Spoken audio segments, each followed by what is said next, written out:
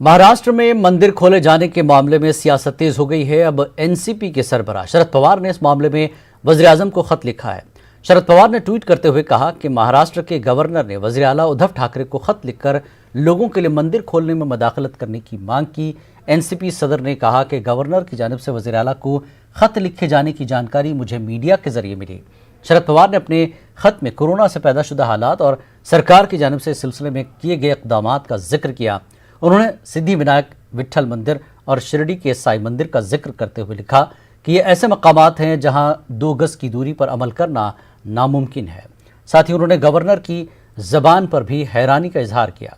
वाज़ेह के एनसीपी ने भी गवर्नर पर हमला बोलते हुए कहा था कि मरकजी हुकूमत सभी मंदिर खोलने की इजाज़त दे। तो मैंने जो खत लिया मैंने मीडिया को रिलीज़ किया है।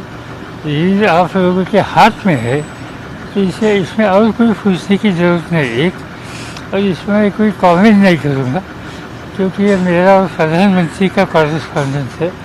मुझे जो लगा तो मैंने उनको लिखा है। जिस तरह से लेटर में शब्द का इस्तेमाल किया गया उसके बारे में क्या कहना है? मैंने जो कहा है वो कहा है।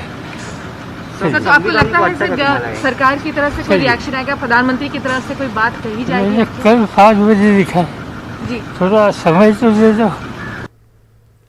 पीडीपी की सरबराह महबूबा मुफ्ती ने आज सुबह अपनी रिहाइशगाह पर पार्टी के चंद लीडरों के साथ मुलाकात की।